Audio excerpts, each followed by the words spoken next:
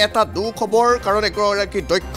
আৰক্ষী বিষয়া আছিল হিলাদিত্য চেতিয়া আৰু শেহতীয়াকৈ ৰাজ্য চৰকাৰৰ গৃহ সচিবৰ দায়িত্বত আছিল আৰু এটা খবৰে সকলোকে দুখ দিছে যে পত্নীৰ মৃত্যুৰ পাছতে সেই দুখত মৰ্মাহত হৈ আচলতে চৰমপন্থা বাছি লৈছে এনে ধৰণৰ কিছু তথ্য আহিছে সবিশেষ বিমল তথ্যখিনি আপোনাৰ পৰা এই মুহূৰ্তত জানি ল'ব বিচাৰিছোঁ হয় ক'ব লাগিব যে এই মুহূৰ্তত সঁচাকৈ অসমৰ বাবে এটা অতি দুখ খবৰ কাৰণ অসমে এজন সুসন্তানক হেৰুৱাব লগা হ'ল 2009 বৰ্ষত IPS বিষয়া সুযোগ্য অসম সন্তান আৰু তেওঁ এগৰাকী সুদক্ষ আৰক্ষী বিষয়া হিচাপে 2009 চনৰ পৰা সেৱা আৰম্ভ কৰিয়ে অসমৰ কেইবাখনো জিলাত তেওঁ নিজৰ কৰ্মদক্ষতা প্ৰকাশ কৰিবলৈ সক্ষম হৈছিল আৰু দেখা পোৱা গৈছিল তেখেত যেতিয়া SP হিচাপে কাৰ্যনিৰ্বাহ কৰিছিল সেই সময়ছোৱাত তেওঁ ইণ্টেলেকচুৱেলিটিয়ে আচলতে বহু ক্ষেত্ৰত সকলোকে তেওঁৰ যে কাৰ্যদক্ষতাৰ ওপৰত প্ৰতিয়ন নিয়াবলৈ সক্ষম হৈছিল আৰু যি কাৰণত গৃহ বিভাগৰ দৰে দায়িত্বত তেওঁক আচলতে দিয়া হৈছিল কিন্তু সেইগৰাকী আৰক্ষী বিষয়াক কিছু সময় পূৰ্বে ইতিমধ্যে হেৰুৱাব লগা হৈছে অসমবাসীয়ে আৰু তেওঁ ইতিমধ্যে দেখা পোৱা গৈছে যে এই যিখন নেম কেয়াৰ হস্পিটেল আৰু এই নেম কেয়াৰ হস্পিটেলতে তেওঁ পত্নী দীৰ্ঘদিন ধৰি চিকিৎসাধীন অৱস্থাত আছিলে আৰু দুৰাৰোগ্য ৰোগত আক্ৰান্ত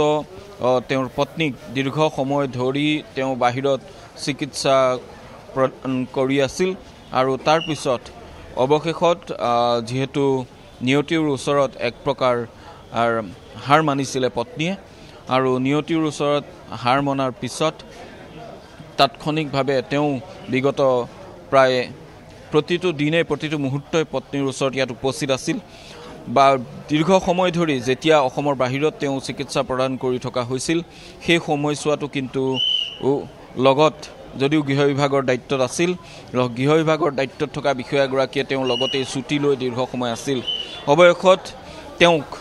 চিকিৎসকে কৈছিল যে তেওঁ ঘৰৰ ওচৰলৈ লৈ যোৱাই ভাল কাৰণ তেওঁৰ ইতিমধ্যে চতুৰ্থ যিটো ষ্টেজ আছিল চতুৰ্থ ষ্টেজ তেওঁ ইতিমধ্যে অতিক্ৰম কৰিছিল আৰু চতুৰ্থ ষ্টেজত অন্তিম পৰ্যায়লৈ গুচি যোৱাৰ বাবেই তেওঁক অৱশেষত তাৰ পৰা লৈ অহা হ'ল আৰু আনি তেওঁক নেম কেয়াৰ হস্পিটেলতে তেওঁক ৰখা হৈছিল আৰু শেহতীয়া কেইদিনমানতো আমি তেওঁৰ লগত যি আমাৰ বাৰ্তালাপ হৈছিল সেই সময়ছোৱাতো তেখেতে কৈছিল যে এক প্ৰকাৰ তেখেত মানসিকভাৱে কিছু পৰিমাণে ভাগি আছিল আমিও তেওঁৰ এই পত্নীৰ যিটো খবৰটো পোৱাৰ পিছত আমিও তেওঁক খবৰ লৈছিলোঁ আৰু খবৰ লোৱাৰ সময়ছোৱাতো তেওঁ যিটো মানসিক অৱস্থাত আছিল সেইটো অত্যন্ত বেদনাদায়ক আৰু তেওঁ যথেষ্ট পৰিমাণে ভাগি পৰিছিল সেই কথাখিনি আমি তেওঁৰ লগত কথা পাতোঁতেও গম পাইছিলোঁ আৰু পত্নী এক প্ৰকাৰ বেড ৰিডেন হৈ পৰিছিল আৰু সেয়েহে তেওঁ মানসিকভাৱে যথেষ্ট ভাগি পৰিছিল কিন্তু আজি 4:24 তেওঁৰ পত্নীয়ে শেষ নিশ্বাস ত্যাগ কৰিছিল আৰু 4:24 পত্নীয়ে শেষ নিশ্বাস ত্যাগ কৰাৰ খবৰটো পোৱাৰ লগে লগে তেওঁ ছেকেণ্ড ফ্ল'ৰত এইটো বিল্ডিঙৰে যিটো দ্বিতীয় মহলাত যিটো ICU আছে সেই ICUৰ সন্মুখতে তেওঁ আচলতে নিজৰ যিটো ছাৰ্ভিচ পিষ্টল আছিল সেই ছাৰ্ভিচ পিষ্টলেৰে তেওঁ মূৰত গুলিয়াই তেওঁ আচলতে চৰমপন্থা বাছি ল'লে বুলি ইতিমধ্যে খবৰ আহিছে আৰু এই খবৰটোৰ পিছতে বনজুইৰ দৰে বিয়পি পৰিছে আৰু সকলো ইতিমধ্যে শীৰ্ষ আৰক্ষী বিষয়া সকল প্ৰশাসনীয় যিসকল বিষয়া সকলো ইয়ালৈ ঢাপলি মেলিছে সকলো আহি ইয়াত উপস্থিত হৈছে এই মুহূৰ্তলৈকে যিটো ঘটনাস্থলীলৈ যিটো ঘটনাস্থলী আছে সেই ঘটনাস্থলীলৈ সকলোকে যাবলৈ দিয়া হোৱা নাই অতি সংৰক্ষণ কৰা হৈছে কাৰণ ইয়াত যিহেতু ছাৰ্ভিচ পিষ্টলেৰে গুলিয়াইছে বহুখিনি কথা বহুখিনি ব্যৱস্থাপনা ইয়াৰ মাজত আহি পৰিব যি কাৰণত সেই যিটো প্লেচ অফ অকাৰেঞ্চ সম্পূৰ্ণৰূপে সংৰক্ষণ কৰা হৈছে আৰু সেই সংৰক্ষণ কৰাৰ লগতে তেওঁক আচলতে সেই স্থানৰ পৰা ইতিমধ্যে যিহেতু মেজিষ্ট্ৰেটৰ উপস্থিতিত তাত সেই সকলো পৰীক্ষা নিৰীক্ষা কৰাৰ প্ৰয়োজনীয়তা আছে আৰু সেইকাৰণে দেখা পোৱা গৈছে সকলো সেই স্থানতে সকলো প্ৰিজাৰ্ভ কৰা গৈছে তেওঁৰ যিসকল IPS বিষয়া যিসকল বেটছমেন যিসকল ছিনিয়ৰ যিসকল জুনিয়ৰ্ছ বা যিসকল প্ৰশাসনিক বিষয়া সকলো আহি উপস্থিত হৈছে এই আপোনালোকে ভিতৰত দেখা পাইছে আৰক্ষী আয়ুক্ত দিগন্ত বৰা তাৰ সমান্তৰালকৈ তেওঁৰ গৃহ বিভাগৰ সতীৰ্থ তথা বৰ্তমানৰ DDC তেখেতকো আমি দেখা পাইছোঁ তাৰ সমান্তৰালকৈ IGP ইতিমধ্যে IGP আমি পাৰ্থসাৰথী মহন্তক আমি দেখা পাইছোঁ বিবেক ৰাজ সিং ইতিমধ্যে IGP বিবেক ৰাজ সিং আহি উপস্থিত হৈছে তাৰ সমান্তৰালকৈ যুটীয়া আৰক্ষী আয়ুক্ত তেওঁ আহি ইয়াত উপস্থিত হোৱা দেখা পোৱা গৈছে আৰু তাৰ সমান্তৰালকৈ প্ৰতিগৰাকী অসমৰ IPS বিষয়া তেওঁলোক আহি ইয়াত উপস্থিত হৈছে আৰু একে বেটছমেন ইতিমধ্যে আপোনালোকে দেখা পাইছে বৰ্তমান এইগৰাকী IRS বিষয়া তেওঁ আহি ইয়াত উপস্থিত হৈছে আৰু বিভিন্ন বিভাগত থকা তেওঁলোকৰ যিসকল বেটছমেন সকলো আহি উপস্থিত হৈছে কিন্তু এটা কথা ক'ব লাগিব যে এই মুহূৰ্তত আটাইতকৈ গুৰুত্বপূৰ্ণ প্ৰসংগটো হ'ল যে ইয়াত অসমবাসীয়ে এগৰাকী অতি সাহসী অতি সুদক্ষ এগৰাকী আৰক্ষী বিষয়াক হেৰুৱাব লগা এটা পৰিৱেশ আহিল আৰু এইগৰাকী আৰক্ষী বিষয়াই বিগত সময়ছোৱাত দেখা পোৱা গৈছিল আৰক্ষী বিষয়াগৰাকীয়ে বিগত সময়ছোৱাত সেয়া বৰপেটাই হওক উজনি অসমতে হওক য'তেই তেওঁ কাৰ্যসেৱা আগবঢ়াইছিল আৰু সেই সময়ছোৱাত তেওঁ দেখা পোৱা গৈছে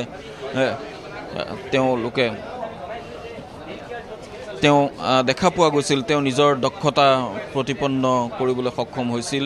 আৰু এই মুহূৰ্তত এটা অতি উৎকণ্ঠিত এটা সময়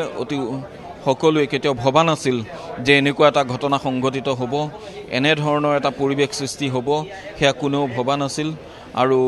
এনেকুৱা এটা পৰিৱেশৰ সন্মুখীন হ'ব বুলি কিন্তু এই অনাকাংক্ষিত পৰিৱেশ আৰু এই অনাকাংক্ষিত পৰিৱেশটোৰ প্ৰতি কোনো মুহূৰ্তত সকলো বিষয়া সহযোগী বিষয়া ইতিমধ্যে সাজু আছিল সকলো সহযোগী বিষয়া ইতিমধ্যে তেওঁৰ লগত কথা পাতিছিল বিগত কেইদিন তেওঁৰ লগত যিসকল তেওঁ বিষয়া আছিল সকলোৱেই তেওঁৰ ওচৰলৈ আহিছিল আহি তেওঁৰ লগত কথা পাতিছিল তেওঁক মানসিকভাৱে কিছু শক্তি দিবলৈ চেষ্টা কৰিছিল কিন্তু ভাগি পৰিছিল বিষয়াগৰাকী সেয়েহে কিন্তু দেখা পোৱা গৈছে আজি 4:24 যিটো ঘটনা হ'ল আৰু সেই ঘটনাটোৰ পিছত তেওঁ আৰু নিজক ৰাখিব হয়তো নোৱাৰিলে যি কাৰণত এনে এটা চৰম সিদ্ধান্ত ল'বলৈ তেওঁ বাধ্য হ'ল আৰু এই মুহূৰ্তলৈকে সেই যিটো সময় সেই বেয়া সময়খিনিক হয়তো তেওঁ অতিক্ৰম কৰিবলৈ সক্ষম নহ'ল যি কাৰণত আজিৰ এনে এটা দশা হ'ল আৰু অসমবাসীয়ে এগৰাকী সুযোগ্য অসম সন্তানক হেৰুৱাব লগা হ'ল মই পুনৰ কৈছোঁ এগৰাকী অতি দক্ষ এগৰাকী অতি সক্ষম আৰু এগৰাকী অতি বিশ্বাসযোগ্য আৰু এগৰাকী অতি নিপুণ আৰক্ষী বিষয়া আছিল শিলাদিত্য চেতিয়া আৰু তেওঁ দেখা পোৱা গৈছিল এই গোটেই যিটো তেওঁৰ 2009 চনৰ পৰা এতিয়ালৈকে যিখিনি সেৱা আগবঢ়াইছে এই সময়ছোৱাত তেওঁ নিজৰ দক্ষতা প্ৰতিপন্ন কৰাৰ বাবে গৃহ বিভাগৰ দৰে দায়িত্ব ইতিমধ্যে মুখ্যমন্ত্ৰীয়ে তেওঁক আচলতে দিছিল আৰু যেতিয়া দিগন্ত বৰা IPS বিষয়া তেওঁ যেতিয়া আয়ুক্ত পদলৈ উন্নীত কৰা হ'ল লগে লগে শিলাদিত্য চেতিয়াকে এই দায়িত্ব দিয়া হৈছিল আৰু শিলাদিত্য চেতিয়াক এই দায়িত্ব দিয়াৰ পিছতেই ইতিমধ্যে তেওঁ অতি সুচাৰুৰূপে পালন কৰিছিল কিন্তু তাৰ মাজতে আহি পৰিল এটা সমস্যা যে তেওঁৰ পত্নীৰ অতি স্বাস্থ্যৰ অৱনতি ঘটিল আৰু পত্নীৰ স্বাস্থ্য অৱগতি ঘটাৰ বাবেই তাৎক্ষণিকভাৱে তেওঁ আচলতে ছুটি লৈ তাৎক্ষণিকভাৱে তেওঁ পত্নীক লৈ আচলতে বাহিৰলৈ উৰা মাৰিলে কিন্তু বাহিৰৰ পৰা তেওঁক যি চিকিৎসা প্ৰদান কৰি থকা হৈছিল কিন্তু অৱশেষত চিকিৎসকে তেওঁক আচলতে এটা পৰ্যায়ত গৈ চিকিৎসকে তেওঁক কৈছিল যে ঘৰৰ ওচৰৰ যিকোনো এজন চিকিৎসালয়তে ৰাখি তেওঁৰ চিকিৎসা প্ৰদান কৰা হওক তেওঁৰ আৰু যেহেতু এই স্বাস্থ্যৰ আৰু উন্নতি ঘটাৰ আৰু কোনো ধৰণৰ সম্ভাৱনা নাই আৰু সেয়েহে তেওঁক লৈ অহা হৈছিল চিকিৎসকৰ পৰামৰ্শ মতে আৰু আনি এই নেম কেয়াৰ হস্পিটেলতে তেওঁক দীৰ্ঘদিন ধৰি তেওঁক ইয়াতে চিকিৎসা প্ৰদান কৰি থকা হৈছিল আৰু এই চিকিৎসা প্ৰদান কৰি থকা সময়ছোৱাতে দেখা পোৱা গৈছিল এই চিকিৎসা প্ৰদান কৰি থকা অৱস্থাত তেওঁ নিতৌ আচলতে স্বাস্থ্যৰ অৱনতি ঘটিছিল আৰু স্বাস্থ্যৰ অৱনতি ঘটাৰ বাবে অৱশেষত দিনক দিনে তেওঁক আচলতে অধিক চিকিৎসাৰ আৰু প্ৰতিটো মুহূৰ্তৰ চিকিৎসা এয়া দেখা পাইছে আপোনালোকে এয়া এই মুহূৰ্তত আমি দেখুৱাইছোঁ এয়া ফৰেঞ্চিকৰ দল ইতিমধ্যে সোমাই গৈছে ফৰেঞ্চিকৰ দল আহি উপস্থিত হৈছে তেওঁলোকে তন্নকৈ যিহেতু ইয়াত তেওঁ যিহেতু ছাৰ্ভিচ পিষ্টল ব্যৱহাৰ কৰিছিল গতিকে ইয়াত পেলেষ্টিক এক্সামিনকে ধৰি বিভিন্ন ধৰণৰ এক্সামিনেশ্যনৰ কথা আহিব আৰু সেই প্ৰতিটো এক্সামিনেশ্যনৰ পিছতহে সেই PO2ৰ পৰা আচলতে সকলোকে সেই তাৰ স্থানলৈ যাবলৈ দিয়া যাব আৰু নহ'লে এই যিখিনি যেহেতু ছাৰ্ভিচ পিষ্টলটোৱে গুলিওৱাৰ লগে লগে ইয়াত বহুখিনি কথা আহি পৰে আৰু এই কথাখিনিৰ বাবেই আচলতে এই নিয়মখিনি মানিবলগীয়া হয় আৰু ইয়াত হিউমেন ৰাইটছৰ কিছুমান গাইডলাইনছো থাকি যায় আৰু এইবিলাক কথাৰ কাৰণে আচলতে দেখা পোৱা যায় যে ছাৰ্ভিচ পিষ্টলেৰে যদি যিকোনো এজন লোকে আচলতে আত্মহননৰ পথ বাছি লয় তেতিয়া বহুখিনি নীতি নিয়মৰ মাজেৰে সেইখিনি কাম আগবঢ়াবলগীয়া হয় আৰু তাৰ বাবেই ফৰেঞ্চিকৰ কেইবাগৰাকী বিষয়া তাৰ সমান্তৰালকৈ সকলোকে ইয়ালৈ অনা হৈছে ছেকেণ্ড ফ্ল'ৰত বৰ্তমান তেওঁৰ মৃতদেহ এতিয়াও পৰি আছে আৰু সেই ছেকেণ্ড ফ্ল'ৰত থকা মৃতদেহ ICUৰ সন্মুখত বৰ্তমানেও আছে সেই পিঅ'টো সম্পূৰ্ণৰূপে প্লেচ অফ অকাৰেঞ্চটো প্ৰিজাৰ্ভ কৰা গৈছে যাতে কোনেও যাতে একো বিঘিনি নহয় আৰু যিখিনি তদন্ত কৰিবলগীয়া ব্যৱস্থা আছে সকলো যাতে কৰিব পৰা যায় এই যিকেইজন বিষয়া এই মুহূৰ্তত আপোনালোকে ভিতৰত দেখা পাইছে প্ৰতিগৰাকী বিষয়াই বিগত কেইদিনত আহি ইতিমধ্যে বিষয়াগৰাকীৰ ওচৰত কাষত থিয় দিছিল সেয়া লাগিলে আয়ুক্ত দিগন্ত বৰা হওক সেয়া পাৰ্থসাৰথী মহন্ত হওক সেই প্ৰতিগৰাকী বিষয়াই কিন্তু আহিছিল বিগত কেইদিনত খবৰ ল'বলৈ সেয়া আমিও সেই খবৰ আমি যেতিয়া তেখেতৰ লগত কথা পাতিছিলোঁ শিলাদিত্য চেতিয়াৰ লগত তেখেতে কৈছিল সকলোৱে আহি আছে আৰু সেই কথাখিনিও আমাৰ বাৰ্তালাপৰ সময়ত ওলাইছিল কিন্তু আৰু আজি এয়া দেখা পাইছে ADGP মুন্না প্ৰসাদ গুপ্তা আহি ইতিমধ্যে উপস্থিত হৈছে প্ৰতিগৰাকী আজি শোকাকুল এগৰাকী অসমীয়াই এগৰাকী অতি দক্ষ নিপুণ আচলতে IPS বিষয়াক আমি হেৰুৱাব লগা হৈছে অসমে আৰু এই অসমৰ এগৰাকী IPS বিষয়াক হেৰুৱাৰ লগতে ইয়াৰ লগতে আৰু এটা কথা উল্লেখযোগ্য কথা ক'ব লাগিব যে তেওঁ যেতিয়া এই দীঘলীয়া ছুটিৰ প্ৰয়োজন হৈছিল তেওঁ নিজে যেতিয়া মুখ্যমন্ত্ৰীকে বিষয়টো অৱগত কৰিছিল আৰু মুখ্যমন্ত্ৰীয়ে তেওঁক যেতিয়ালৈকে পত্নীৰ এই চিকিৎসা সম্পূৰ্ণ নহয় তেতিয়ালৈকে তেওঁক আচলতে এই পত্নীৰ লগতে থাকি তেওঁক সেৱা আগবঢ়াবলৈ যিহেতু তেওঁৰ পৰিয়ালৰ অন্য সদস্য নাছিলে আৰু সেয়েহে তেওঁক এই সুবিধা দিয়া হৈছিল আৰু তেওঁ কিন্তু এই সুবিধাৰ লগতে তেওঁ কিন্তু ইয়াতে নিজে থাকি লৈছিল দিনে নিশাই তেওঁ ইয়াতে থাকি দৰ্শকৰ জ্ঞাতাৰ্থে আমি এই তথ্যটো জনাব বিচাৰিছোঁ আপোনাৰ জৰিয়তে বিমল তেওঁৰ পৰিয়ালত আৰু কোন কোন সদস্য আছিল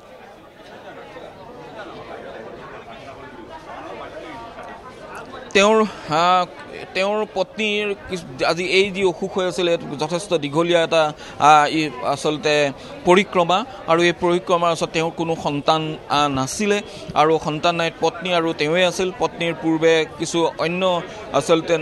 চিকিৎসা চলি আছিল সেই চিকিৎসাৰ চলি থকাৰ মাজতেই আচলতে এই দুৰাৰোগ্য কৰ্কট ৰোগত পত্নী আক্ৰান্ত হৈছিল আৰু সেই দীঘলীয়া এটা চিকিৎসা সেই দীঘলীয়া চিকিৎসাৰ মাজতেই শেহতীয়াকৈ যেতিয়া তেওঁ দুৰাৰোগ্য কৰ্কট ৰোগত আক্ৰান্ত হৈছিল গতিকে তেওঁৰ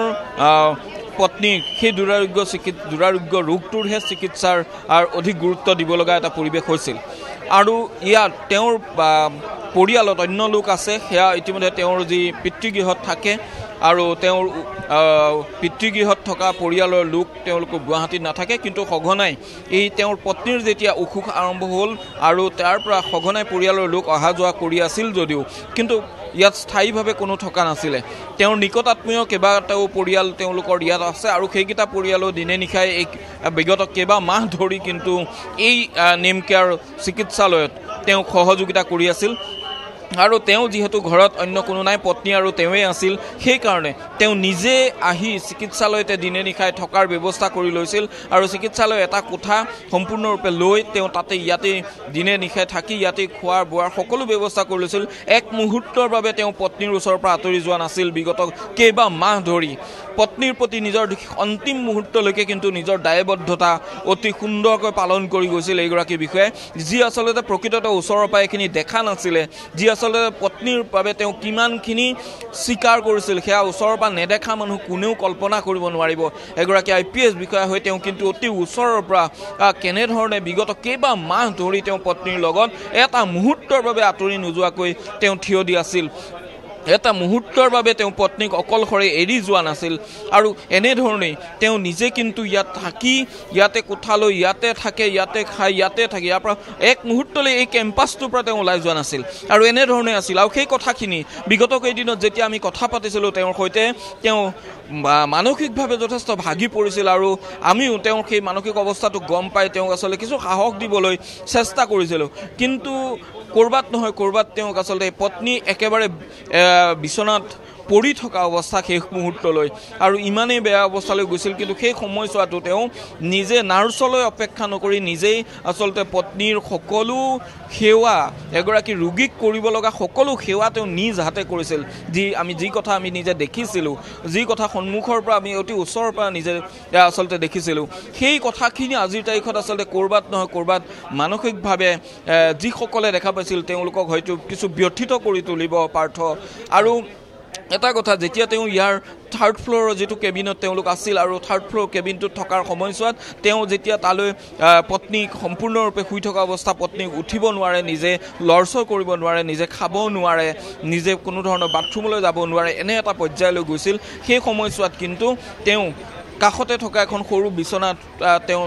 শুৱে আৰু তেওঁ নিজেই তেওঁ সকলো বস্তু খুৱাই দিয়ে চামুচেৰে খুওৱাৰ পিছত গৈ তেওঁ পাইপেৰে খুৱাব লগা হ'ল পাইপেৰে খুৱাব লগা পৰ্যায় আহিল সেইখিনিও কিন্তু তেওঁ নাৰ্ছৰ ওপৰত ডিপেণ্ড কৰা নাছিলে সেইখিনিও নিজ হাতে কৰিছিল অতি দুখৰ কথা যে শেষ মুহূৰ্তলৈকে এনেদৰে সাহস দিয়া পত্নীক সাহস দিয়া বিষয়া এজনে যে নিজেই জীয়াই থকাৰ সাহস হেৰুৱাই পেলাব সেই কথা কেতিয়াও কল্পনা কৰিব পৰা নাছিল কোনেও